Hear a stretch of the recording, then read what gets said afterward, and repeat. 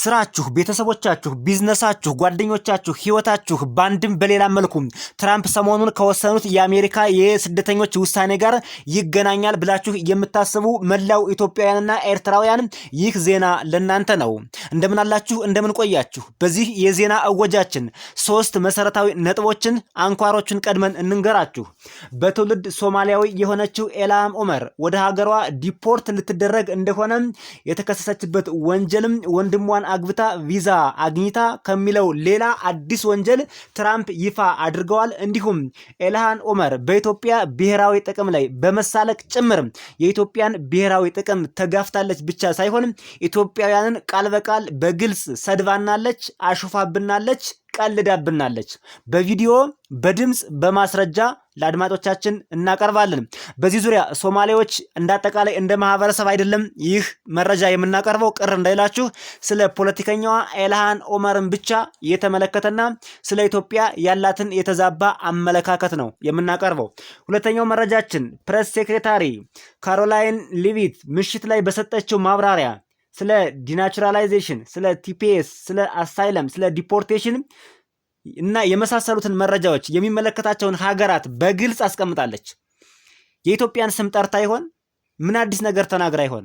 ከራሷ አንደበት እናስደምጣችሁና የኛንም ሌሎችን ተጨማሪ መረጃዎች እዚሁ ጋር አያይዘን ለአድማጮች በሚገባ እናደርሳለን። እንዲሁም የሚኒሶታው አስተዳዳሪ ታይም ወልዝ ስለ ሶማሌዎች ተጠይቆ ስለ $1 ቢሊዮን የሶማሌዎች ምዝበራ ተጠይቆ አጠቃላይ ስለ ሶማሌዎችና ስለ ምዝበራው የሰጠው አነጋጋሪ ጉዳይ በርካታ አሜሪካውያኖችን እያነጋገረ ይገኛል። አካተነዋል፣ ትሰሙታላችሁ። በስከ መጨረሻ ክቡራን አድማጭ ተመልካቾቻችን በኮሜንት ሴክሽናችን የጠየቃችሁኝን 4 ጥያቄዎች ከነመልሳቸው አዘጋጅቻለሁ።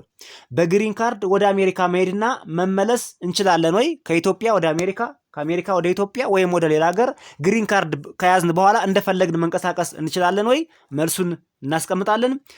የአሜሪካ ሲቲዝን ሆነን ግሪን ካርድ ከያዝን በኋላ ቦታ ብንቀይር ወይም ስቴት ብንቀይር ለኢሚግሬሽን ኦፊስ ማሳወቅ ይጠበቅብናል ወይ? መልስ ይዘናል። ተማሪዎች ሆነን በመማር ላይ እያለን ጥገኝነት መጠየቅና የሥራ ፍቃድ እንዲሰጠን መጠየቅ እንችላለን ወይ? ይሄ በአስቸኳይ መልስ ተብለን ነበር።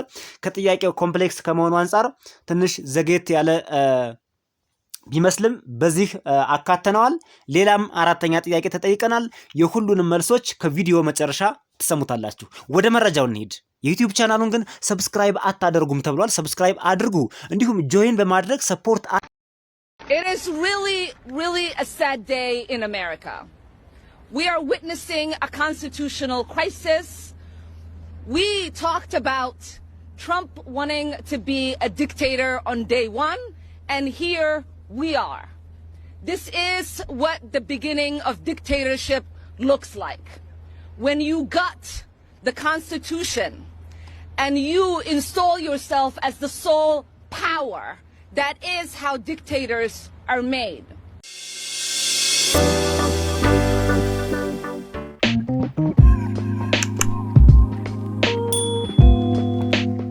አቅማችን የቻልነውን ያክል ግፊትና ቅስቀሳ አድርገን ነበር። አፍሪካዊት ናት፣ ጎረቤታችን ናት፣ እህታችን ናት፣ ለስደተኞችና ለአፍሪካውያን ድምጽ ትሆናለች በሚል ሰበብ ለመምረጥ ደፋ ቀና ስንል ቆይተን ነበር። ይሁን እንጂ ኢልሃም ዑመር በኢትዮጵያ ብሔራዊ ጥቅም ላይ በኢትዮጵያውያን ላይ እንዴት እንደሳቀችብን፣ እንዴት እንዳሾፈችብን፣ እንዴት እንደሰደበችንም ጭምር በቪዲዮ በመረጃና በማስረጃ ይዘነው እንመጣለን። ከዛ በፊት ግን እንደምታውቁት የሚኒሶታ ገዥ ታይም ወልዝ ወታደር ነበር። እዚህ ግባ የሚባል የፖለቲካ እንትን አልነበረውም። ዝሮ አሜሪካን ስላገለገለ በብዙ ጊዜ አገልግሎት ስላለው የሚኒሶታ አስተዳዳሪ ሆኖ ተሹሟል። እንግዲህ $1 ቢሊዮን ደርሷል። አሁን የተጠናው ጥናት በሚኒሶታ ሶማሌዎች የመዘበሩት እና የዘረፉት ገንዘብ $1 ቢሊዮን ከተጠያቂነት እንደማያመልጥ ነው መረጃው የሚያሳየው። ይሁንና ታይም ወልዝ ያወጣው መግለጫ ደግሞ ከዚህ በተቃራኒ ነው። ሶማሌዎች እጅግ በጣም መልካም ናቸው፣ ለአሜሪካ በኢንጂነርነት፣ በሐኪምነት፣ በመምህርነት፣ በግብርናም ስራ በብዙ መልኩ በተለይ ሚኒሶታ ፕሮስፐረስ የሆነች ከተማ ናት፣ ግዛት ናት እስኪሉ ተደምጠዋልና እስኪ የታይም ወልዝን ንግግር ትንሽ እናስደምጣችሁ። ከፍተኛ ሪቢሊዮን እያስነሳ ነው አሁን በአሜሪካና ታይም ወልዝን ቀንጨብ አድርገን እናስደምጣችሁና እንመለሳለን።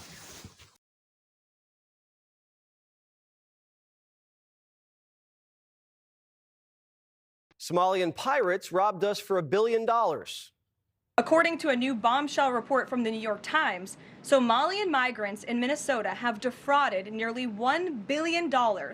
Well, it's even worse than the current reports indicate. It's not just a single billion, but sources in Minnesota tell me it's multiple billions of dollars that have been stolen by Somali migrants, predominantly in Minneapolis.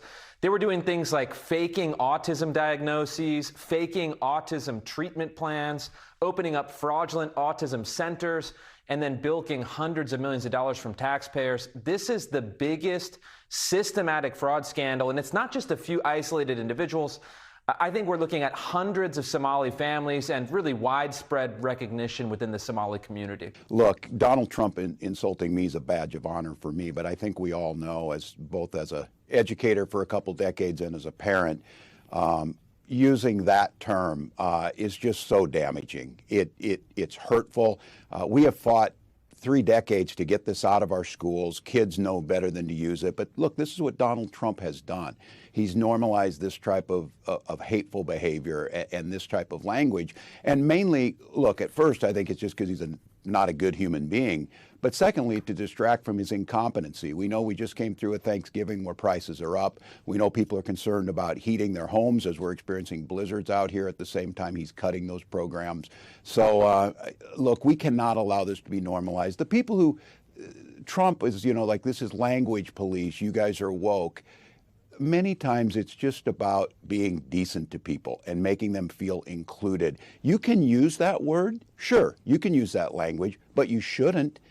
And that's something that Donald Trump fails to realize. But again, Kristen, this is cruelness, this is meanness, it's aimed at a broader community. And as far as demonizing our Somali community, maybe he could help us on some. And Minnesota political leaders say that the Somali community is so powerful, it uses intimidation, it threatens people with accusations of racism, that at one point the Minnesota state government had shut down some of this funding.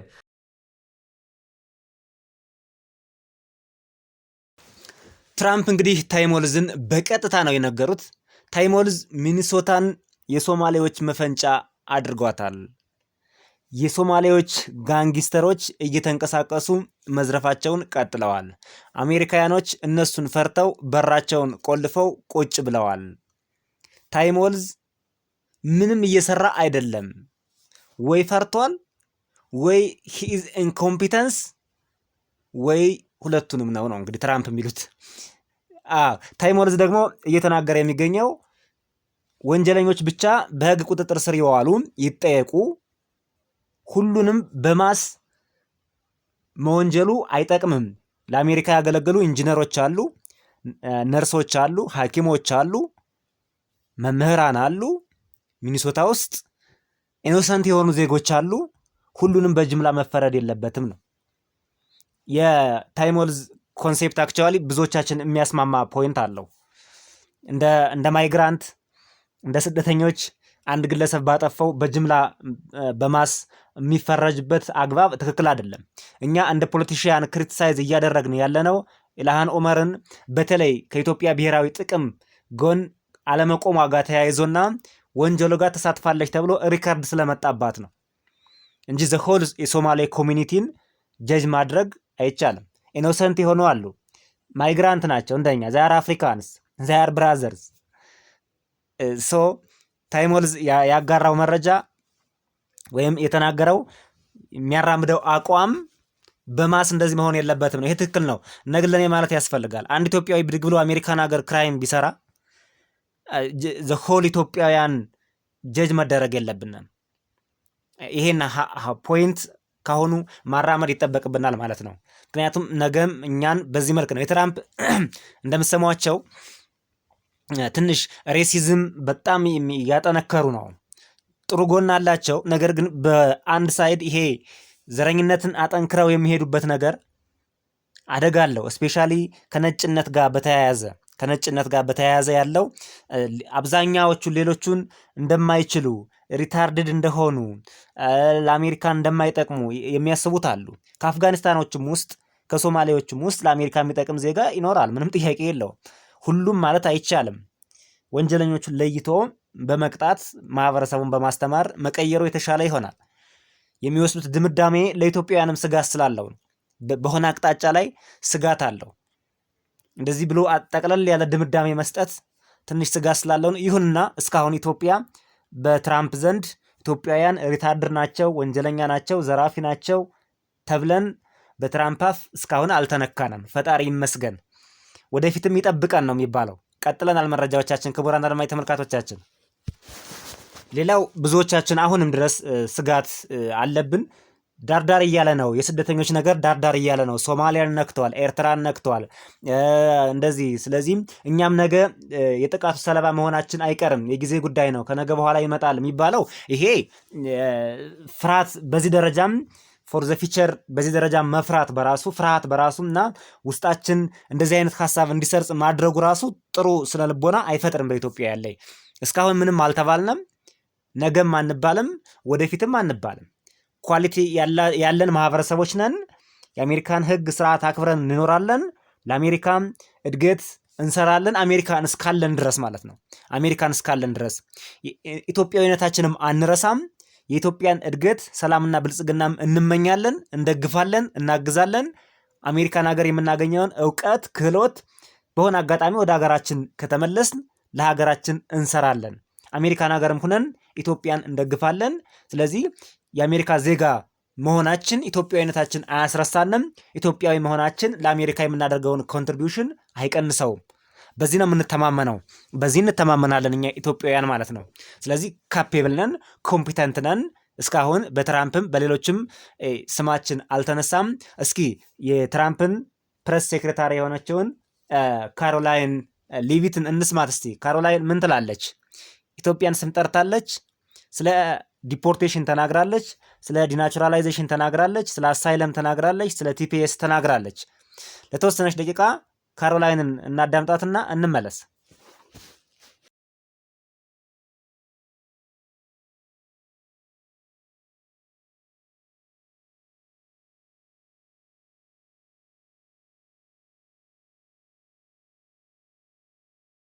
I would add that the Trump administration has done more to limit migration, both illegal and legal, than any administration in history. And I'll just walk you through some of the actions that we have taken thus far. Number one, the Trump administration issued a travel ban for 19 countries, including Afghanistan. Special immigrant visas, which is a legal pathway to get here, which we know many Afghans have utilized to come into the country, have now been paused since the tragic shooting last week.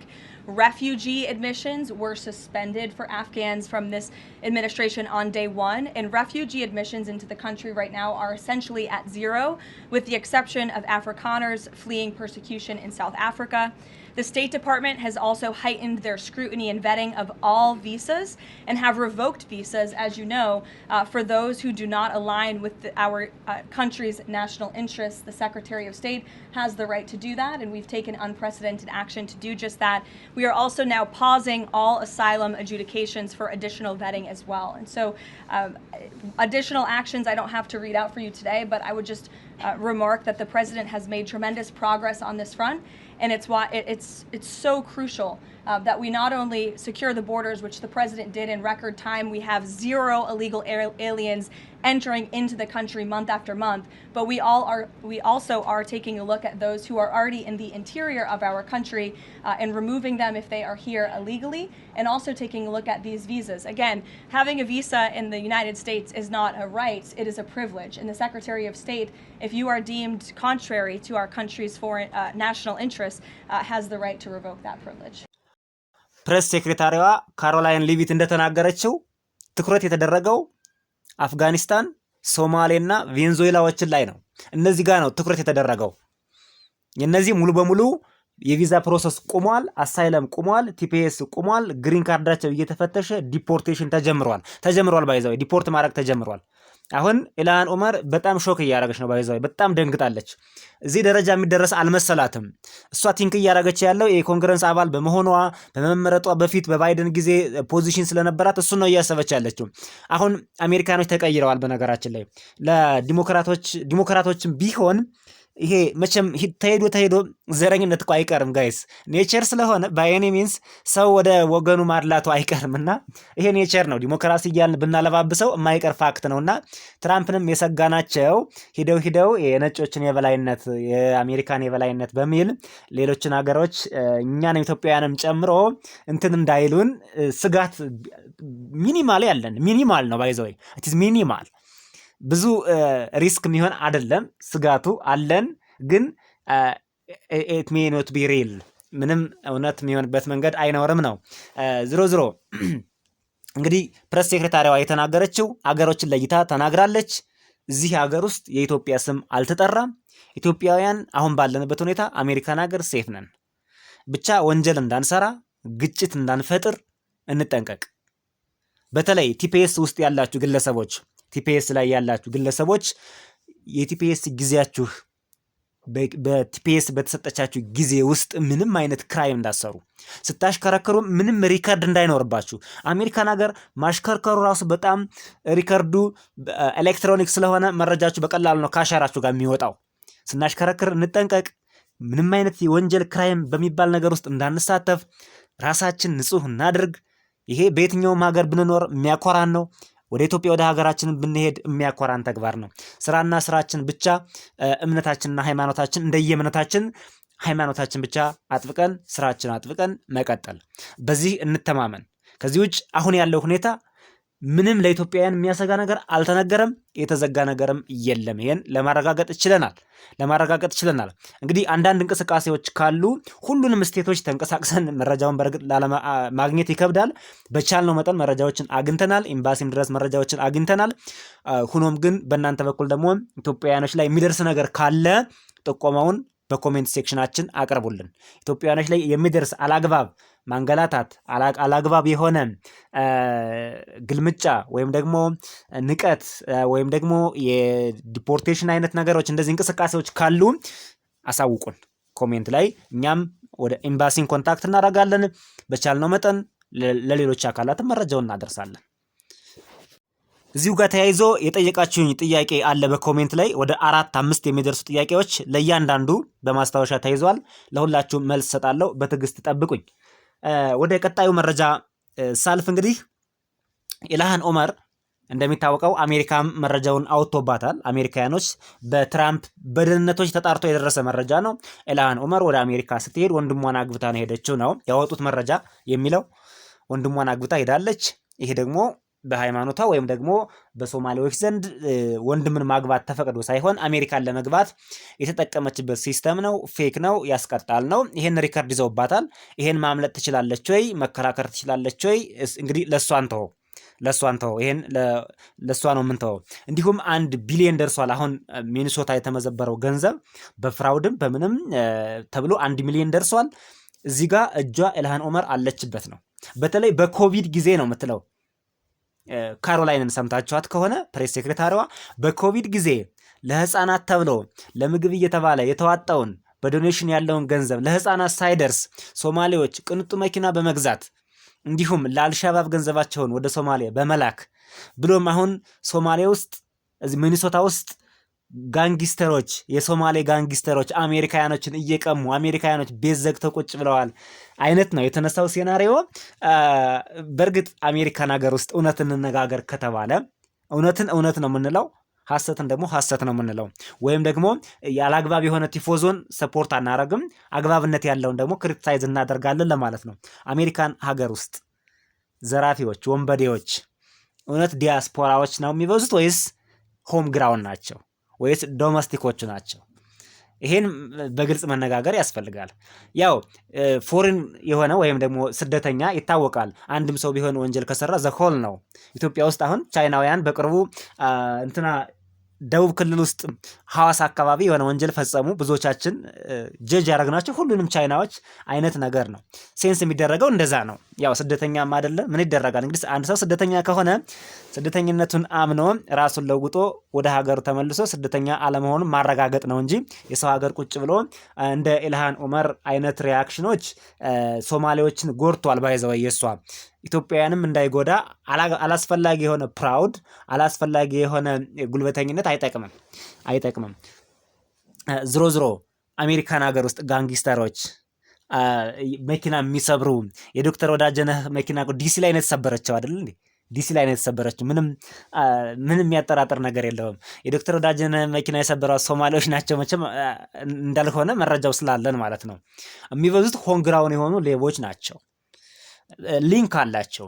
ዲያስፖራዎች ከሶማሌ ከአፍጋኒስታን ምን በለው ከሌላ መሄድ ያሉ ጋንግስተሮች ከአሜሪካውያኖች ከሆም ኤግዚስተንሶቹ ጋር ወይም ከኔቲቮቹ ጋር ግሩፕ አላቸው፣ ሊንክ አላቸው። አብረው ነው የሚሰሩት። ያው ፎሪን ከተባለ ግን ነገሩ ስለሚገን ነው እንጂ አሜሪካ የራሷ ዜጎች ናቸው በጣም በከፍተኛ ሁኔታ። በተለይ ዋሽንግተን ሲዜ ክሬዚ ሲቲ በቃ ኦልሞስት ዋሽንግተን እኮ ማለት የመጨረሻ ክሬዚ የሆነ ከተማ ሆኖ ነበር። አሁን ላይ ትንሽ ትራምፕ ከፍተኛ ቁጥር ያላቸው ፖሊሶችን በማሰማራት ናሽናል ጋርድ በማሰማራት አሁን ይሻላል። በፊት እኮ ሆቴሎች ሁሉ እስከ መዘጋት የደረሱበት አጋጣሚ ነበር። መኪናው የማይሰበርበት ሰው አልነበረም። አሁን ትንሽ መስተካከሎች አሉ። ትራምፕ እየወሰዳቸው ያላቸው እርምጃዎች በነገራችን ላይ ኢምፖርታንት ናቸው፣ በጣም ኢምፖርታንት ናቸው። በተለይ እንደ ዲያስፖራ እንደ ስደተኛ እንፈራ ነበር አሜሪካን ሀገር ውስጥ። ይሄ ሃንጊንግ ጋንግስተሮች ሲበዙ በጣም ያስፈራል። ባይዘው ብዙ ኢትዮጵያውያን ታውቃላችሁ አሜሪካን ሀገር ውስጥ በጣም እንደተሰረቁ በጣም በርካታ ኢትዮጵያውያንም ገንዘባቸውን ተሰርቀዋል፣ ሱቃቸው ተሰርቀዋል፣ ብዙ ነገር በየቤታቸው ድረስ። በተለይ ኢትዮጵያውያን ደግሞ ያውቃሉ ማለት ዲያስፖራ እንደሆኑ ስደተኛ እንደሆኑ ስለሚያውቁ ይሄን ያደርጉ ነበር ነጮች በትክክል። አሁን ትንሽ ይሻላል ለማለት ነው። ለማንኛውም ወደ ኢልሃን ኡመር ስንመጣ ምንድነው ያደረገችው? ኢትዮጵያ የባህር በር ለማግኘት ከሶማሌላንድ ጋር የበርበራ ወደብን ለማግኘት ከሶማሌላንድ ካለው አስተዳደር ጋር ስምምነት ፈጥራ የባህር በር ለመጠቀም በርበራ ወደብን ለማደስ ግንኙነት አድርጋ ነበር። ኢልሃን ኡመር ቀጥታ ነው የሰደበችን። በቀጥታ እኔ ከማውራቴ በፊት እዩት፣ አንብቡት፣ አዳምጡት። ሶማለኛ የምትችሉ ካላችሁ ተርጉሙት። አላውቅም እንግዲህ እንግሊዘኛው ግን ተተርጉሟል። ሶማለኛው ወደ እንግሊዘኛ ተርጉመነዋል። ሶማለኛ ደግሞ የምትችሉ ካላችሁ ትርጉሙ ልክ አይደለም የምትሉን ከሆነ አናውቅም። ለማንኛውም የተናገረችውን እንዴት እንደሰደበችን፣ እንዴት እንዳጓረደችን፣ እንዴት እንደናቀችን፣ እንዴት እንደሳቀችብን፣ የባህር በር ጥያቄያችን እንዴት እንዳንኳሰሰችው አድምጠናት እንመለስ።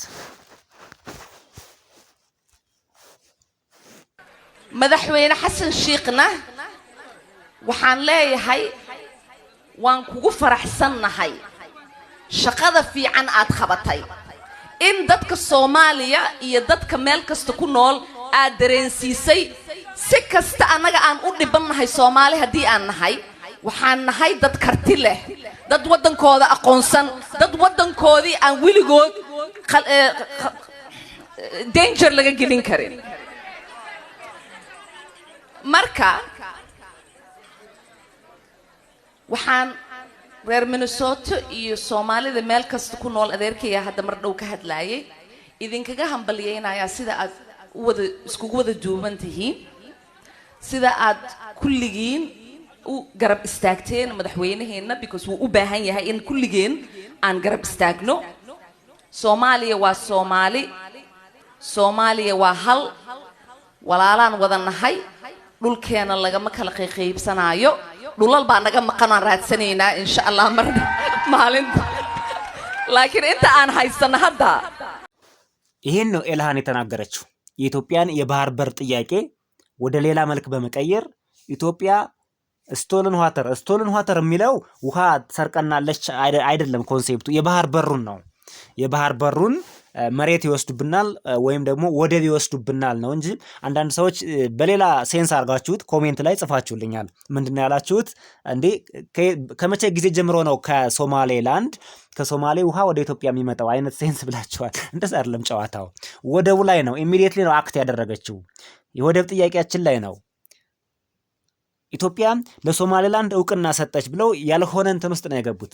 ስለዚህ ኢትዮጵያ ውሃችን እየሰረቁን ነው።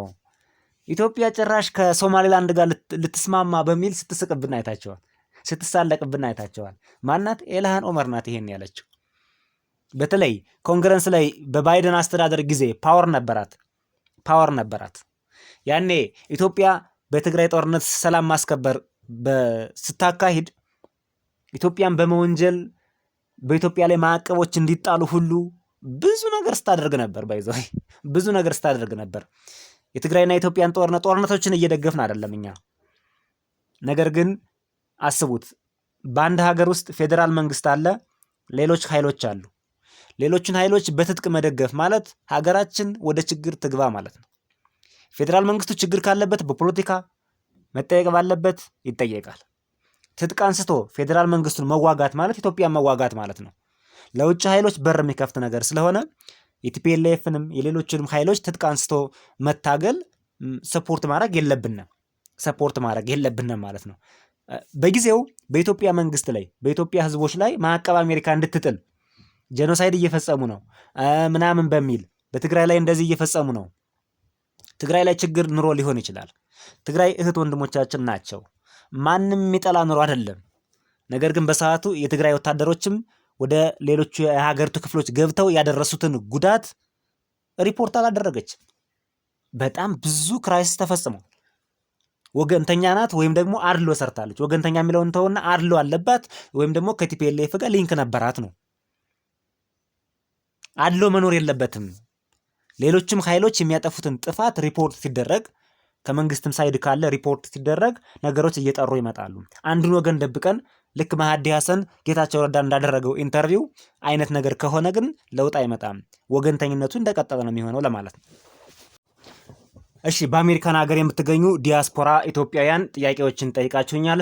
እኔም ከበርካታ ምንጮች ከኤምባሲም ጭምር ከህግ ባለሙያዎችም ጭምር ከዚህ በፊት አሜሪካን ሀገር ለረጅም ጊዜ ከኖሩ ግለሰቦችም ጭምር መረጃውን አሰባስቤ ለማምጣት ሞክሬያለሁ። መልሱን የመጀመሪያው በግሪን ካርድ ወደ አሜሪካ መሄድና መመለስ እንችላለን ወይ? ከየት ነው እንግዲህ አይዘር ከኢትዮጵያ ነው ወይ ከጀርመን ወይ ከፍራንስ ሊሆን ይችላል። ዞሮ ዞሮ ግሪን ካርድ ከያዝን በኋላ አሜሪካ መውጣት መግባት ወይም ወደ ሌላ ሀገር ሂደን መመለስ ይቻላል ወይ ነው ጥያቄውን በተረዳሁት መንገድ። እንደዚህ አይነት ጥያቄ ነው ጠየቅኩት። ይሄ የሚታወቅ ነው፣ ግልጽ ነው፣ ምንም የሚያሻማ ነገር የለውም፣ ብዙዎቻችን ስለምናውቀው ማለት ነው። ማንኛውም ሰው ግሪን ካርድ ካለው የአሜሪካ ቋሚ ዜጋ ከሆነ ከአሜሪካ ወጥቶ መመለስ መብት አለው፣ የሚከለክለው ሰው የለም። 6 ወር ነው እናውቀዋለን። ከ6 ወር በላይ ከዘገየ ግን ሌላ ፕሮሰስ እና ፕሮሲጀር ይኖረዋል። ከ6 ወር በታች ግን የሚፈልገው ቦታ ሄዶ ተንቀሳቅሶ የመመለስ መብት አለው። ስለዚህ ይህን ጥያቄ የጠየቀው ግለሰብ መንቀሳቀስ ይችላል ማለት ነው። ግሪን ካርድ ካለው ኢትዮጵያ ቆይቶ መመለስ ይችላል። ከአሜሪካም ቆይቶ ወደ ኢትዮጵያም እንደዚህ ማድረግ ይችላል።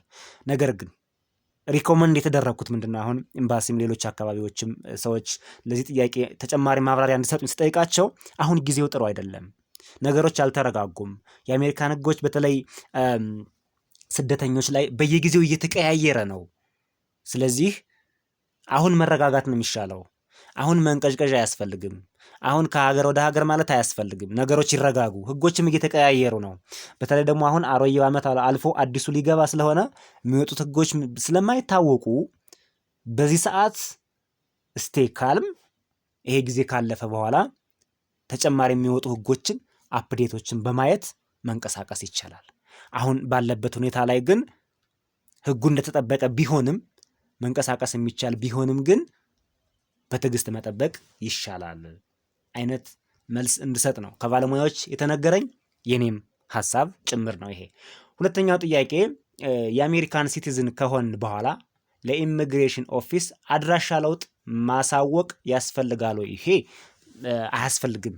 ዋንስ የአሜሪካ ዜግነት ሆነን ግሪን ካርድ አገኘን ሚኒሶታ እንኖር ከሆነ ሌላ ግዛት ብንንቀሳቀስ ለኢሚግሬሽን ኦፊስ መተን ማሳወቅ አይጠበቅብንም። ምክንያቱም ወደ የትኛውም ሀገር ፍልሰት አላካሄድንም ወይም ሌላ ሙቭመንት የለውም።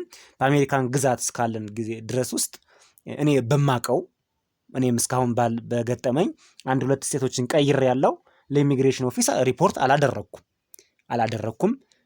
ከአድማጮች ደግሞ ሞር ከኛ በላይ ተጨማሪ ኤክስፒሪየንስ ያለው ካለ ይህ ሚዲያ የጋራችን ነው። በነገራችን ላይ የጋራችን ነው። ሆስት አደርጋችኋለሁ፣ ሪስፖንስ ትሰጣላችሁ። የአንድ ሰው ብቻ አይደለም። ከአድማጮችም የሚመጡ ሀሳቦች በጣም ኢምፖርታንት የሆኑ ኮሜንት ላይ እየገባችሁ አንዱ የሚጽፈውን በማየት እንደ ፎረም እንጠቀምበታለን። ይሄን የዩቲዩብ ቻናል እንደ ፎረም ያገለግላል ማለት ነው። ስለዚህ እኛ የምንሰጣችሁ ምላሽ ይሄ ነው። ምንም ችግር የለውም። ስቴት ወይም አድራሻ ቀያይሩ ከአንዱ ከተማ ወደ አንዱ ከተማ ለኢሚግሬሽን ማሳወቅ አይጠበቅባችሁም። እኔም እዚህ በፊት አሳውቄም አላቅም። እስካሁን ያለ መረጃ እዚህ ድረስ ነው። ሶስተኛው ጥያቄ ተማሪዎች ነንና በመማር ላይ እንገኛለን። ጥገኝነት መጠየቅና የስራ ፍቃድ እንዲታደስ መጠየቅ ይቻላል ወይ? ይሄኛው በጣም ዲቴል መልስ ያላገኘውለት ነው። የእንትኑን በደንብ ስለማላውቀው የትምህርት እኔ በስራ ምክንያት ስለመጣሁኝ በትምህርት የሚመጡት ለስኮላርሽፕ ነው። በነገራችን ላይ ለስኮላርሽፕ ነው። ቪዛውም የተለየ ነው። ስፔሻል ቪዛ ነው። እንደ ሌላው አይነት አይደለም። እንደሚመለሱ ነው የሚታወቀው። ለስኮላርሽፕ የሚመጡ ሰዎች ተመልሰው እንደሚመለሱ ነው የሚታወቀው። ለማንኛውም ኤፍ1 ቪዛ ነው ተማሪዎች የሚያገኙት። ኤፍ1 ቪዛ ነው። አሳይለም መጠየቅ ግን እንደሚቻል ነው። አሳይለም መጠየቅ እንደሚቻል ህጉ ትንሽ ቆየት የማለት ባህሪ ያለው ያገኘሁት የሰጡኝ መረጃ አሳይለም መጠየቅ ትችላላችሁ። እዚህ ላይ እኛም ጥንቃቄ ለማድረግ ሞክረናል። ኮንፊደንትሊ 100% እርግጠኛ ሆነን ለመናገር የፈራንበት መረጃ ይሄኛው ነው። ምክንያቱም በተለይ ኤምፕሎይመንት አውቶራይዜሽን ዶክመንት ማግኘት አለባችሁ። ይሄን ቢሮ አፈላልጋችሁ መረጃዎችን ብትጠይቁና ተጨማሪ የህግ ባለሙያዎችን እዛው አካባቢ ብታማክሩ ቤተር ነው ብለን እናስባለን። ምክንያቱም ያለምንም ፍቃድ ስትሰሩ ብትገኙ በቲፒኤስ ወይም በአሳይለም ብትገኙ አንደኛ የትምህርታችሁ ሁኔታ ካንሰል ሊደረግ ይችላል። በተለይ ኤፍ1 ቪዛን ልታጡ ስለምትችሉ ህጉ ግን እንደሚለው ተማሪዎቹ ነው አሳይለም መጠየቅ እንደሚቻል ምንም የተዘጋ ነገር የለውም። ፎርም 1 589ን ሞልታችሁ አሳይለም መግባት ትችላላችሁ። የራሳችሁ ሪዝን ይኖራችኋል። መቼም አሳይለም ስታስቡ ሪዝን ሳይኖራችሁ እንዲሁ አሳይለም አታስቡም እና የራሳችሁን ሪዝን አስቀምጣችሁ አሳይለም በመሙላት ስራ መስራት ትችላላችሁ። ነገር ግን ኤምፕሎይመንት አውቶራይዜሽን ዶክመንት መጀመሪያ እሱን ማግኘት አለባችሁ። የእሱ ደግሞ ፎርሙ ሌላ ነው። ፎርም 1 765 ላይ ነው እሱን የምትሞሉት። በዚህ ዙሪያ ላይ እንዲያው በእርግጠኝነቱን እንዲህ አድርጉ ብለን የምንናገረው መረጃ እንደሌለን ለማሳወቅ እንወዳለን። ክቡራን አድማጭ ተመልካቾቻችን የዛሬዎቹ መረጃዎቻችን እነዚህ ናቸው። ኢትዮጵያውያን ተረጋጉ። የከፋ ነገር የለም። የተወሰነው ውሳኔ ሰሞኑን ያለው ግርግር ለኢትዮጵያውያን ብዙ ችግር አያመጣም። አሁን ባለን መረጃ መሰረት ወደፊት ለሚሆነው ደግሞ ፈጣሪ ያውቃል። የነገውንማ እኮ እንሞት እንኑርም አናቅም አይደል? ስለ ነገ እሱ ራሱ ነገ እና ፈጣሪ ያውቃል።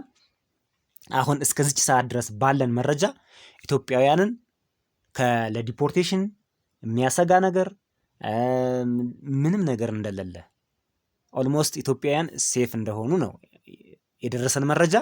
ነገሮች ስለሚቀያየሩ ተሎ ቻናላችንም ጎብኙ። እኛም መረጃዎቻችን አፕዴት እናደርጋቸዋለን። ቴንኪዩ